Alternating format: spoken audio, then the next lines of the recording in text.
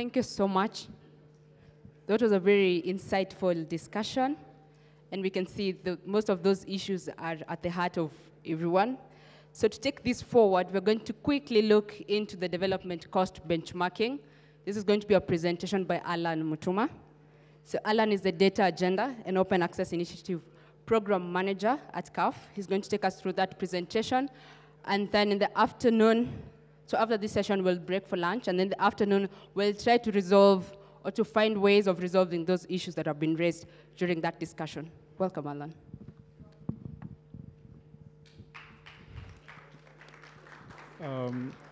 Good afternoon, everyone.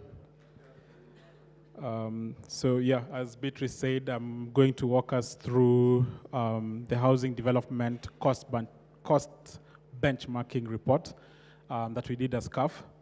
And I'll just get right into it so you can move to the next slide.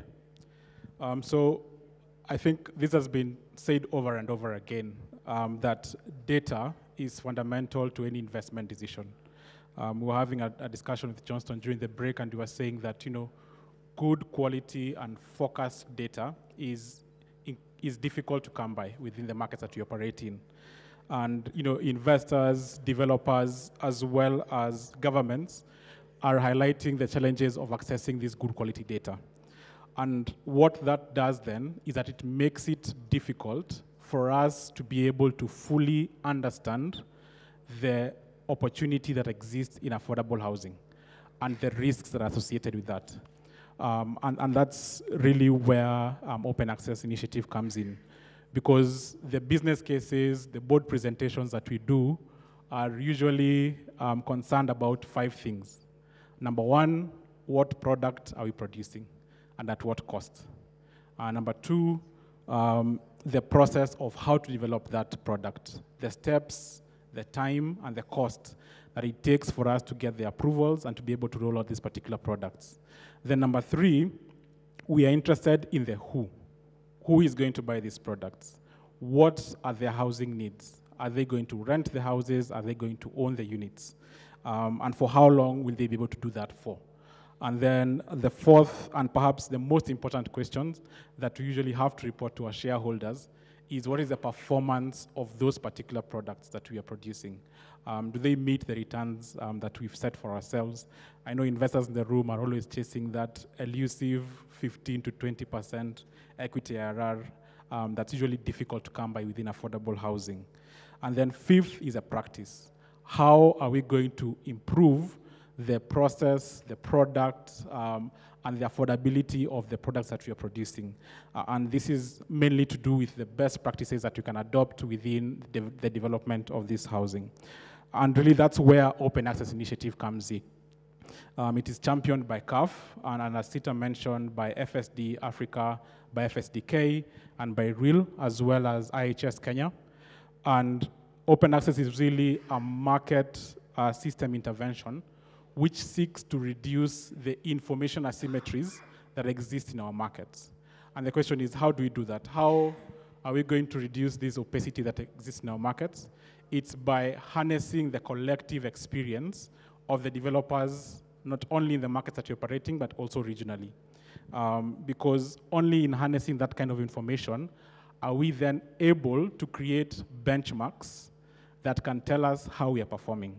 Because if I asked us what is the land index for Kenya, we probably don't have one that you can reference too authoritatively. Or a construction cost index that can help us know, is it expensive, is it cheap? We are really just flying blind, for lack of a better explanation. But Open Access is taking the time to create these reference points that you can then use to be able to understand the markets that you're operating in. And the Housing Development Cost Benchmarking Report is the one such tool. So we can just move to the next slide. And what we really wanted to explain is that this benchmarking report is an analytical tool that is going to help us understand it better and improve the understanding of the market. The next slide, please. That's a cover slide. So bearing in mind that this is a benchmark study, the correct way to do benchmark studies is to aggregate the entire costs that players are facing within the industry, and then produce that as a benchmark. But because of the environment that we are operating in, those particular costs are difficult to come by. So that level of micro data from the different developers was not easy to come by, and we sought to go about the benchmark report in a different way. So what we did is that we broke down what the development costs are into various buckets. So there is the construction costs, the land costs and infrastructure costs, and then the soft costs. For the construction costs, which is the bigger chunk of development costs, we developed a bill of quantities, a BOQ. And what we then did is we undertook desktop surveys. We interviewed different consultants, different developers, different contractors to get what the rates of doing different works within the BOQ are. And then we filled in those particular rates. When it came to the land costs and then the infrastructure costs, we did desktop surveys trying to reference what the prices of different portions of land are within different nodes in Nairobi, and then came up with a number for the land figure, as well as for the infrastructure figure. Then for other development costs, these are soft costs such as legal fees, marketing. These were mainly gotten from the engagement with different market players within the industry. So after we collected that data, we then went through a process of validating that information to just ensure that we sense-checked the benchmark data with what is actually happening on the ground. And we did that through the participating developers within the Open Access Initiative. Just as an aside, we currently have 10 developers within Kenya who have voluntarily signed up formally into the Open Access Initiatives, and these are the larger developers. And that really then gave us a sense of what kind of costs they usually encounter when it comes to development of housing. We also compared our benchmark with other benchmark reports that have been produced in the markets. These ones were produced by recognized industry groups in Kenya. However, the produced reports were very summarized. So what we got from the reports was not an elemental breakdown of the BOQ. We got summaries of the cost buckets. So we were not able to get the nooks and crannies of how those particular reports were developed, but we still used the summarized buckets of cost to compare what we developed. Next slide. In terms of just a bit more on the methodology, because the question is then, what types of units did we use to benchmark? And we selected 3 types of development typologies. The first is a 55 square meter 2-bedroom house that's sitting on its own plot. So it's a single dwelling unit, is what it's popularly known. And then the other 2 developments are 2-bedroom developments that are in an apartment block format. One being a low-rise that's on 5 stories, and the second one being a high-rise on, the low-rise is on 5 stories and the high-rise is on 10 stories. And the question you might ask is, why did we select these typologies? Why a 2-bed typology? Why not a 1-bed or a studio or a 3-bed? And the short answer is we were looking for an entry-level unit for family.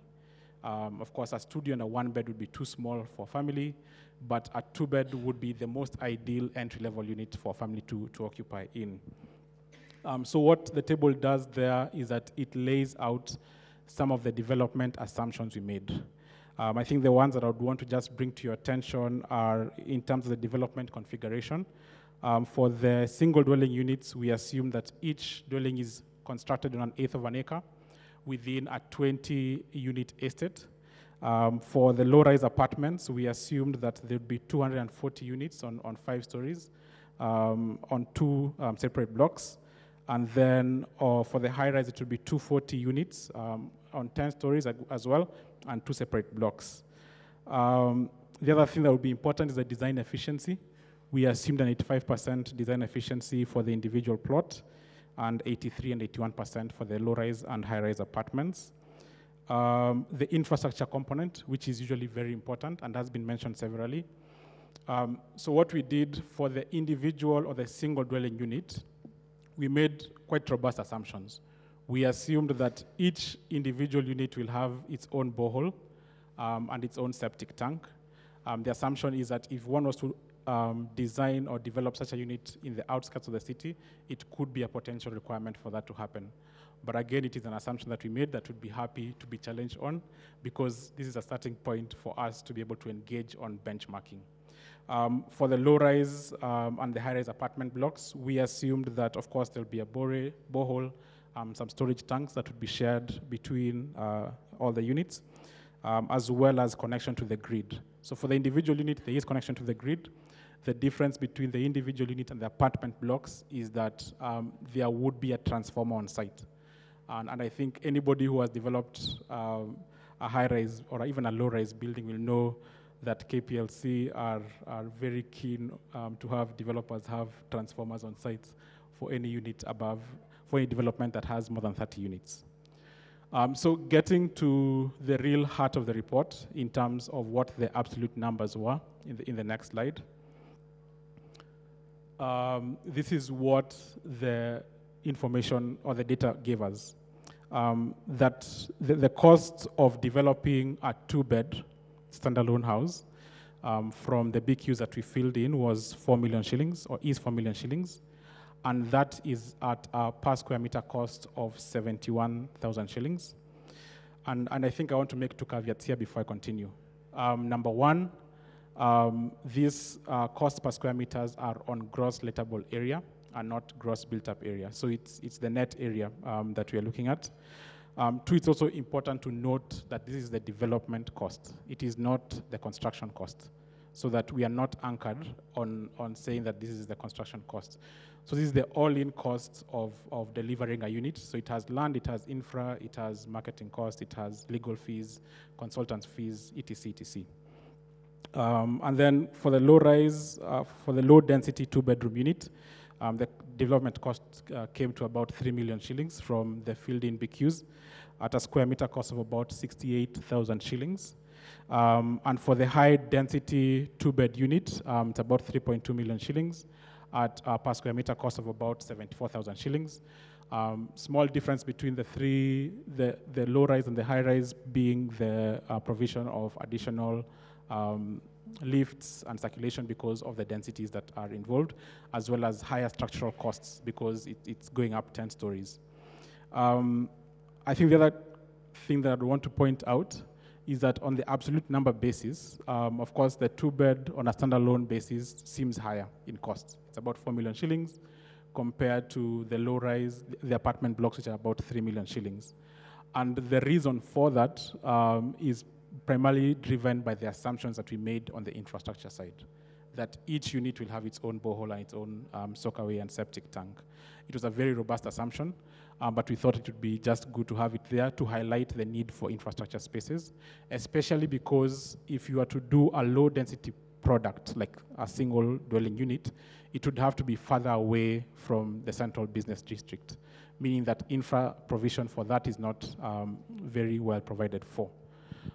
So when we look at the relative comparison, the graph is meant to show us a relative comparison of costs between the 3 different typologies of units. We can see that the infra cost, as I've said, for the single dwelling unit is slightly higher than those, significantly higher than the apartment blocks. But when it comes to the construction costs, then there is a variation because single dwelling units are less structurally burdensome to be able to construct. And if you look at what 46% means applied to the absolute terms, it brings to a construction cost of about 33,000 shillings. So if you take 46% multiplied by 71,000 per square meter, it gives you a construction cost of about 33,000 shillings per square meter. When you look at the apartment blocks, pretty similar in terms of the relative comparisons. 57% of the cost or 50% of the cost goes to construction, which tracks well with experience. And then for marketing and other soft development costs, such as legal fees, that stands at between 2 to 3% of total development costs. For financing costs, that is the gray box at the very top. The assumption that we made for this particular one is that the developments would be financed by a 50-50 portion of debt and equity. And what cost you can see there is the is a debt cost to the project, because the equity cost is usually the profit of the project, which comes at the end of the P&L. So this is the interest costs that would be applied towards the project, and that's how it stacks up. And I think, just looking at these numbers and reflecting on the conversation that was there before, then the question for us is how do these numbers, how do these graphs reflect with your experience, either as developers, as consultants in the room? Does it track with your business cases? Does it track with your experience? And it would be good to have this kind of insight, maybe if there's time allowing, or perhaps after lunch. So the next graph is going to show us what we did with our own data. So the first graph shows us what the output of the benchmark was. And we then went ahead and compared our costs with those of the developers participating in open access. Now, of course, you won't be able to see who the developers were, because we have blanked them out. So it's Kenya 1 all the way to Kenya 5. Just hit again, there's a table that is meant to come down there. And the point of being able to compare the benchmark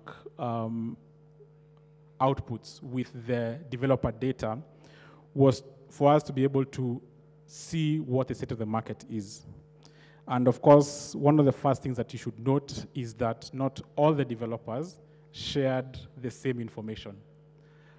So the big buckets that were shared were construction costs, land, infrastructure, and finance costs.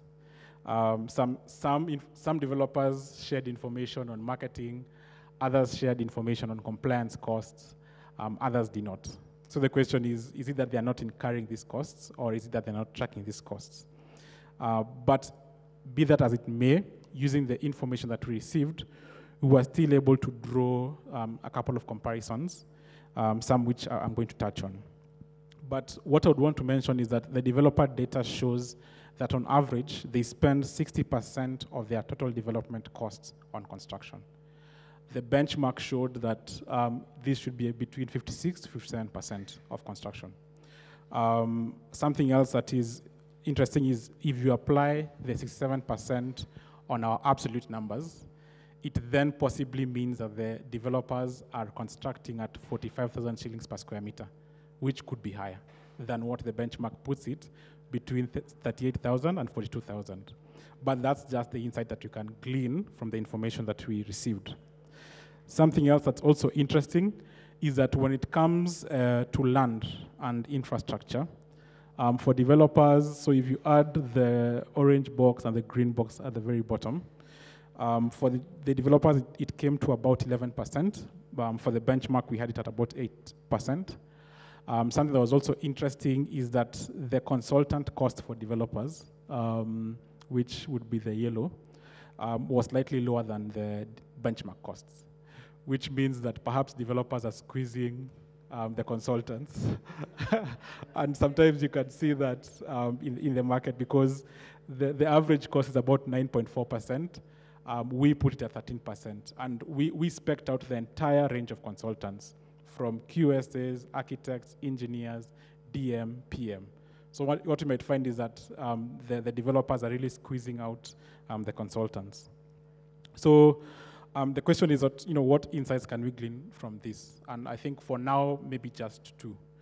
The first one is what I've alluded to, that developers could actually be building at a much higher cost than what the benchmark shows. And this tracks with the points that Chege made in the previous discussion, that there needs to be perhaps an investigation or a thorough reflection on what the cost of delivery really is in this market. Is it the cost of steel? Is it the structure? Is it adopting new technologies? There's a myriad of questions that need to be answered that the data just allows us to ask the questions as of now. Secondly, is that there are a lot of hidden costs that developers are shy to talk about. When you look at this graph, the infrastructure component is so thin for some of the developers, begging the question, who bears that infra costs? Perhaps it's being absorbed in the construction costs, perhaps it's being absorbed there, But if we are not able to flesh out what that Kenya shilling or dollar investment is that developers are putting into infrastructure, it's then going to be very difficult for us to start lobbying the right people to say that within, for instance, Westlands, we are having developers spending up to 10% of their total development budget on infrastructure. If we were to lump up that figure, then we can be able to say that this is how much we are spending on infrastructure, and ask ourselves, is that the right stakeholder to bear that cost? Because these are some of the things that could be affecting the cost of delivery for the houses. But again, as I said, this benchmark report is meant to serve as a starting point for us to start reducing the opacities that exist. But you can only reduce those opacities if there is sharing of information to be able to ask the right questions and answer them as well. So then the question is, what next from the summarized sort of figures that I've shown you? Number one is that we are going to admit is that we need to go deeper. We need to be able to get to the line-by-line comparison of the costs that developers are incurring and compare that to the budget, to the benchmark.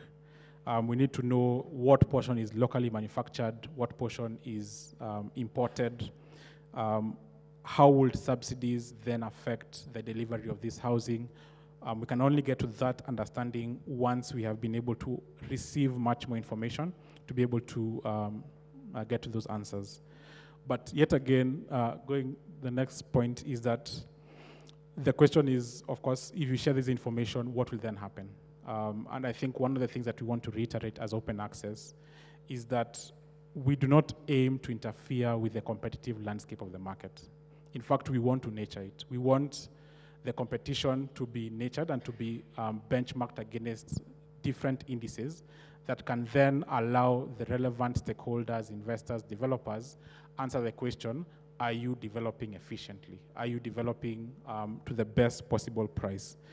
Because the overall philosophy of open access is that if we apply our resources to compete in terms of how we access data, then we are essentially wasting those resources. And we want to be able to consolidate those resources towards the actual delivery of housing, and then leave us to being able to serve you with the data that is going to help you deliver those houses better. So finally, in the spirit of consolidating resources, we want to give you a flavor of a dashboard that we're also working on. It's called the Nairobi Metropolitan Dashboard.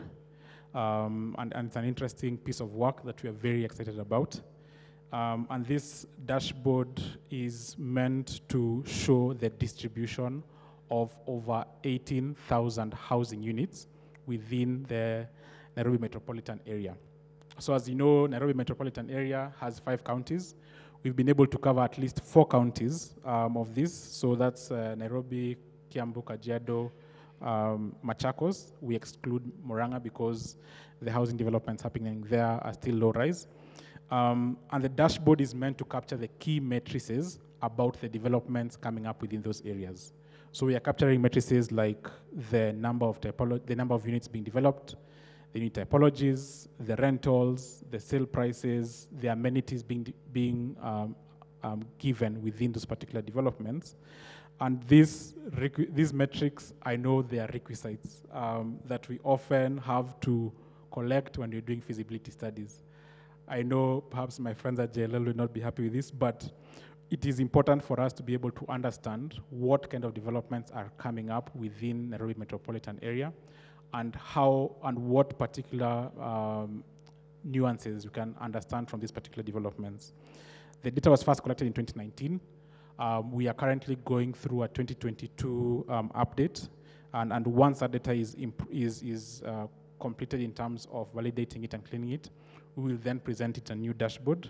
And my colleague Beatrice and I will be happy to engage happy to engage with you on this.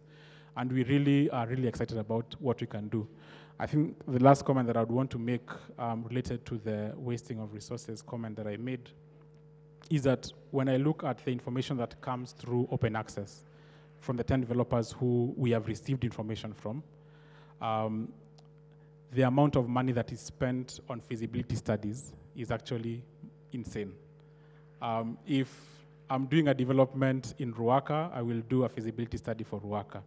If I do a development in Syokimau, same developer, you'll also do you'll commission a second feasibility study. And if you stack that up with the number of developers who are rolling out different projects, it then means there's a competition that's happening in terms of how that information is being accessed.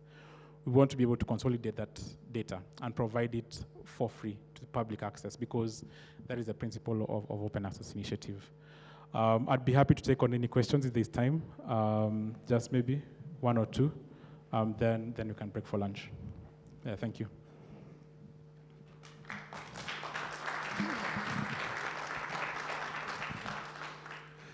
So mine is a quick question. How old is this data that you have put up there? How old is it? How old is it? The cost. Is it more than 1 year? Yes, it was collected last year. Okay. So let's say by September last year is when it was being collected.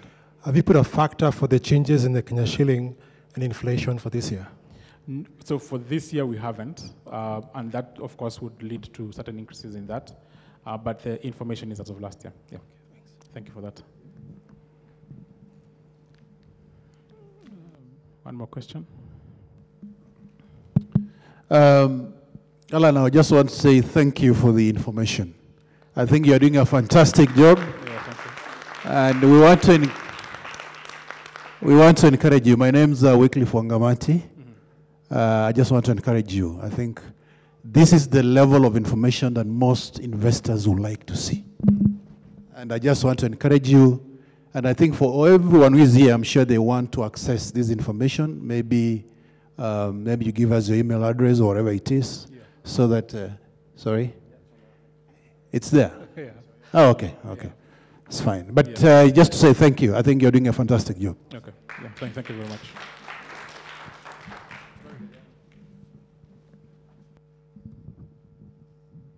I think there's absolutely nothing to add to that. Even if we've gone over our lunch break by 10, 15 minutes, I think it was worth it. Thank you so much, Alan, for that session. We'll now break for lunch. As I had mentioned earlier, we'll go upstairs to Mount Elgon, where we'll have our lunch sitting there. Thank you so much. Please let's come back at the top of the hour for our next sessions.